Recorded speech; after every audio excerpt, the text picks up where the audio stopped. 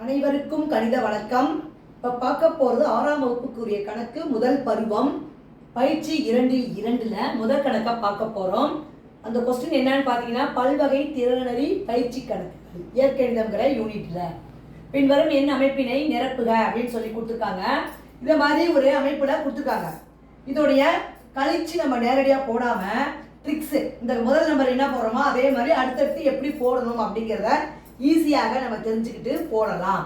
9 1 இருக்கு, 9ல் 1 போனால் 8, அதை போட்டுட்டோம் ஃபஸ்ட்டு.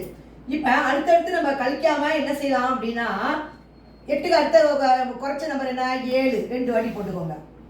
இந்த நம்பரை பொறுத்த வரைக்கும் 987 321 கழிக்கிறப்ப என்ன வரும் அப்படின்னா 6 வந்து என்ன பண்ணுறோம் 3 தடவை போட்டுக்கிறீங்க, 666. இப்போ பார்த்தீங்கன்னா இதுலேருந்து கழிக்கிறப்ப என்ன வரும் 5, 9 நாள் போனால் 5. இந்த கணக்கை பொறுத்த வரைக்கும் அடுத்த அமைப்பு என்ன அப்படின்னா, இப்போ 6 போட்டோமா, இங்கே என்ன ஒரு 5ல் எத்தனை போடணும் 4 5 போட்டுக்கணும். 1 2 3 4. இந்த அடிப்படையில் அடுத்த அமைப்பு என்ன வருதுன்னு பாருங்க.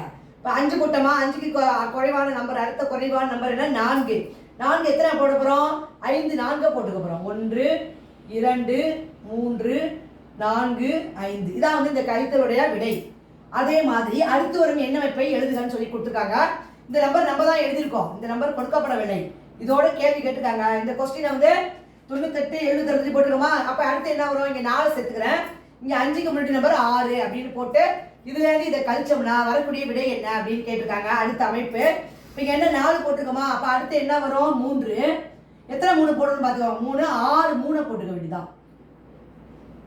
இது வந்து ஒரு ட்ரிக்ஸ் மாதிரி பயன்படுத்தி நம்ம என்ன செய்யலாம், இந்த கணக்கை வந்து எளிதாக விடையை வந்து நம்ம கண்டுபிடிக்க முடியும்.